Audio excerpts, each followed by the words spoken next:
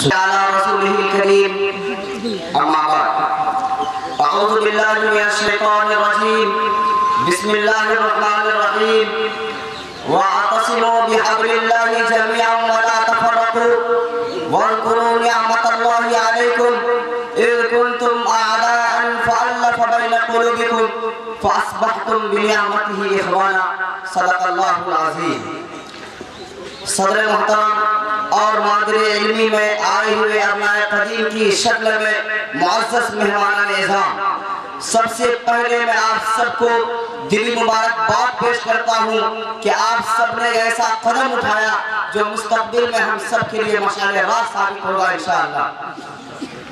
محترم حضرات، اس پرفتن دور اور ناسازگار حالات میں عالم اسلام کے مسلمانوں کی حالت نہایت ہی افسوسناک ہوتی جا رہی ہے۔ ہر طرف سے اسلام پر یلغاریں ہو رہی ہیں، کہیں مسلمانوں کو ملک سے باہر نکالنے کی پلاننگ ہو رہی ہے تو کہیں ہماری اقدار و روایات اور تاریخی عقیدے کو مخدوش کرنے کی ناپاک سازش کی جا رہی ہے۔ فرقہ پرست طاقت نے مسلمانوں کو غلامی و محکومی کی ذلت آمیز آہنی زنجیروں میں جکڑنے کے لیے کوشاں ہے اور مسلمان زندگی کے ہر شعبے میں تنزل و انحطاط کا شکار ہیں۔ لیکن سوال یہ ہے کہ ایسا کیوں ہو رہا ہے؟ مسلمانوں پر اتنے برے دن کیوں آئے؟ چمنستان اسلام پر غذا کیوں کر آئی؟ دوستو، اگر ہم سنجیدگی سے غور کریں، عقل و خرد سے پردہ ہٹائیں تو صاف طور پر یہ بات سمجھ میں آ جائے گی کہ آج ہم نے اپنا عظیم سرمایہ کھو دیا ہے۔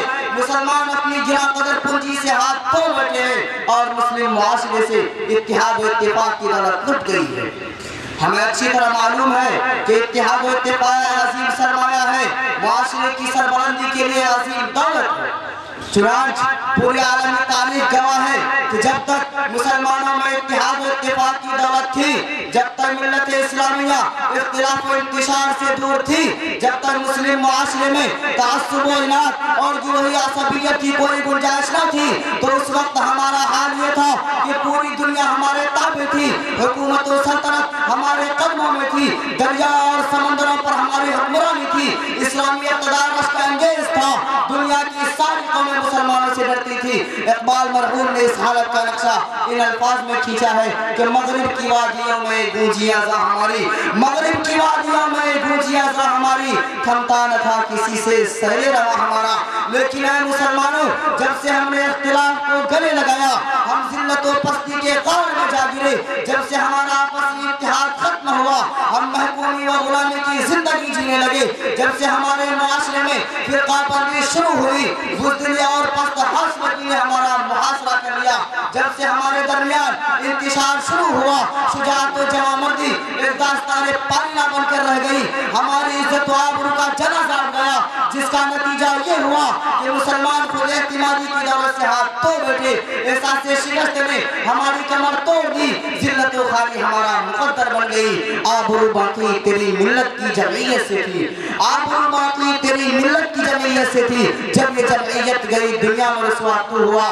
دوستو، گردش ایام نے ہمیں بیدار کیا تھا، نزاکت وقت نے ہمیں اپنی ذمہ داریوں کا احساس دلایا تھا، معاشرے کی تباہی ہمارے دلوں کو دستک دے رہی تھی، ملت اسلامیہ کا زوال ہمیں جھنجھوڑ رہا تھا، لیکن افسوس ہم نے انصری کر دی، واقعے کو افسانے کا درجہ دے دیا، معاشرے کو تباہ ہوتے دیکھا، لیکن پھر بھی خود کو معمول و محفوظ سمجھا۔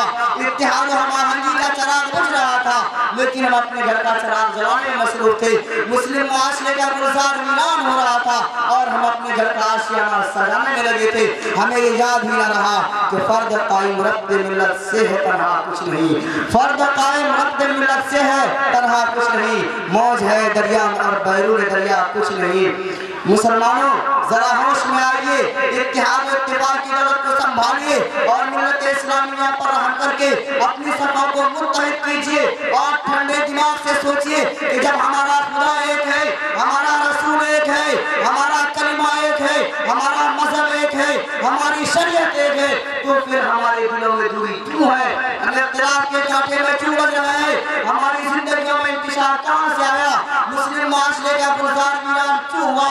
ذرا غور कीजिए। कुरान ने हमें मुतवज्जह करके कहा है वातसिमू बिहब्लिल्लाहि जमीअन वला तफर्रकू, तुम सब अल्लाह की रस्सी को मजबूती के साथ पकड़ लो और आपस में इख्तिलाफ को इंतशार न करो। मेरे भाइयों, ख्वाब गफलत की चादर को उठाकर फेंक दीजिए, आपसी रंजिश को मिटा दीजिए, बाहमी कदूरत और मुनाफरत को दूर करके एक दूसरे के गले लग जाइए और बाहम शीरो शकर होकर इकबाल का ये तराना गुनगुनाइए कि बुताने रंग को तोड़कर मिल्लत में गुम हो जा, बुताने रंग को तोड़कर मिल्लत में गुम हो जा, न ईरानी रहे बाकी न तुरानी न अफगानी। और इस मुबारक हदीस को अपनी जिंदगियों में दाखिल कर ले कि मल्ला यहतम्मु बिअमरिल मुस्लिमीन फलैसा मिनहुम, जो शख्स मुसलमानों की फिक्र नहीं करता, मुसलमानों के मामलात में दिलचस्पी नहीं लेता, वो मुसलमानों से खारिज है।